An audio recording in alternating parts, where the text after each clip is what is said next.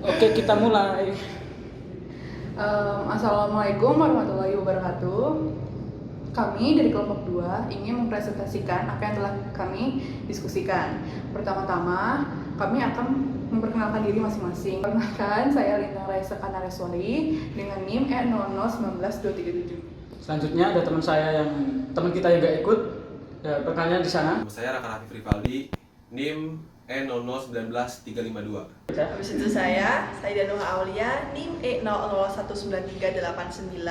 Dan terakhir saya, Justisia Harimurti, NIM E0019445. Tapi sebelum kita mulai presentasi ini, mari kita simak video berikut ini.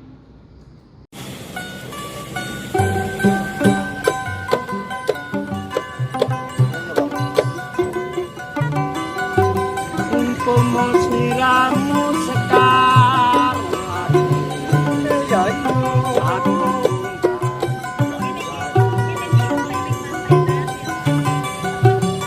kumpul siramu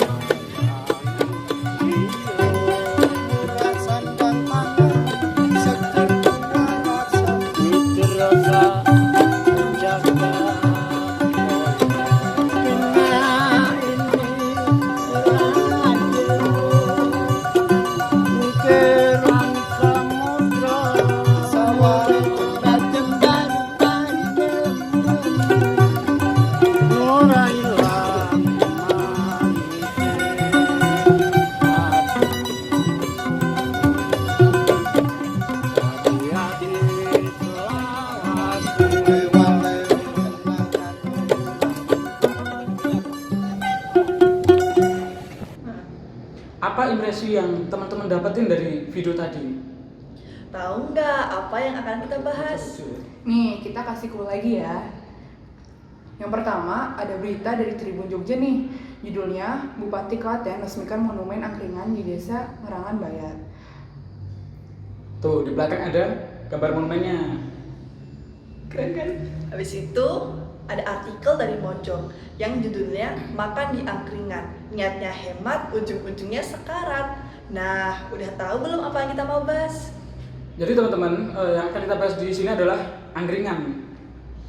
Kelompok kita membahas angkringan. Kalau teman-teman dengar kata angkringan, apa yang tersirat di benak teman-teman? Kita mencoba menebak apa yang ada di benak teman-teman. Pertama, nasi kucing. Habis itu wedang jahe. Selanjutnya, ada gorengan. Setelah gorengan, pasti di angkringan ada es tehnya teman-teman. Habis itu juga biasanya ada baceman. Baceman itu ada tahu, ada tempe. Gembus. Ya maksudnya yang dikecapin gitu kan. Betul. Kemudian ada aneka sate teman-teman. Ada sate keong, ada sate Usus, keong, sate telur. sate keong ya kan ada. Dan ini teman-teman tahu nggak bintangnya dari sate adalah Sate usus. Wow, tegar sekali. Nah, selanjutnya kita akan bahas apa untungnya angkringan. Yang pertama nih teman-teman adalah dari bidang ekonominya. Siapa saja yang diuntungkan dari angkringan ini? Yang pertama adalah penjualnya. Jelas dong, kan jualan biar untung. Terus itu yang kedua ada mahasiswa. Karena bagi mahasiswa makan di angkringan itu murah. Jadi meminimalisir biaya pengeluaran makanan. Betul.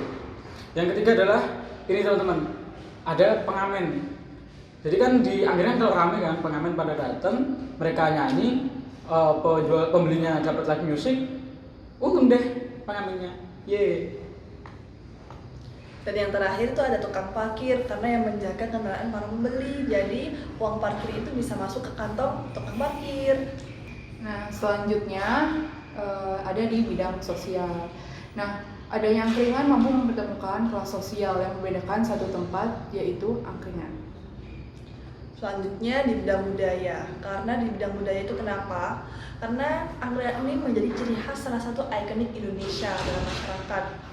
Habis itu angkringan ini bisa dibanggakan karena kebanyakan di angkringan itu banyak makanan khas daerahnya. Tadi kan kita udah ngomongin keuntungannya ya. Ada ruginya nggak ya?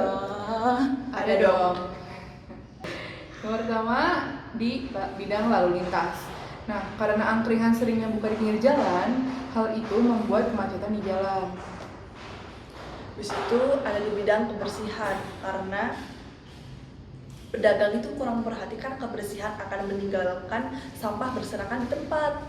Nah, terakhir nih adalah segi kesehatan. Ketika para penjual tidak memperhatikan cara mereka mengolah makanan, cara mereka menata makanan di meja mereka, kan itu datang kuman-kuman, datang bakteri-bakteri kan, itu bisa bikin para pembelinya sakit perut, diare, muntah-muntah, atau lebih parahnya ketika mereka imunnya jadi lemah, corona bisa masuk bro. Kalau nggak ada angkringan gimana ya?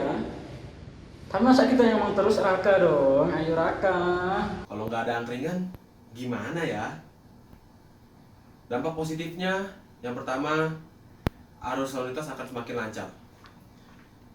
Biasanya orang yang makan angkringan itu parkirnya sembarangan. Maka dari itu, dengan tidak adanya angkringan, maka akan membuat arus lalu lintas menjadi semakin lancar. Lalu yang kedua, pengguna trotoar akan mendapatkan hak-haknya kembali. Seperti yang kita tahu, angkringan biasanya mengambil tempat di trotoar-trotoar jalan, dan itu mengambil hak dari pengguna trotoar. Maka dari itu, dengan ditiadakannya angkringan, akan membuat hak-hak pengguna trotoar kembali didapatkan. Dan yang ketiga, kebersihan lingkungan akan semakin terjaga. Angkringan biasanya tidak mementingkan sampah yang mereka hasilkan. Maka dari itu, dengan ditiadakannya angkringan, akan membuat lingkungan kebersihannya akan semakin terjaga. Selain dampak positif, ternyata tidak adanya angkringan juga memberikan dampak negatif loh. Yang pertama, melemahnya ekonomi kecil. Dengan ditiadakan angkringan, maka akan merebut lapangan pekerjaan bagi mereka yang menggantungkan hidupnya dari angkringan. Lalu, mulai hilangnya makanan-makanan tradisional. Seperti yang kita tahu, angkringan sendiri merupakan salah satu makanan tradisional dari negara kita, yaitu Indonesia. Maka dengan hilangnya angkringan, akan mulai hilang pula makanan tradisional di negara kita. Yang ketiga, mulai lunturnya nilai-nilai sosial di masyarakat. Angkringan merupakan tempat makan dan tempat berkumpul yang tidak memandang kasta. Oleh sebab itu, dengan dihilangkannya angkringan, akan membuat nilai-nilai sosial di masyarakat akan hilang juga. Nah, gimana ya solusi yang tepat untuk mengatasi angkringan ini? Teman-teman bisa memberi saran kepada kelompok kami dengan menuliskan kolom komentar di bawah, dan jangan lupa disertai nama dan name. Oke. Terima kasih sudah nonton sampai akhir.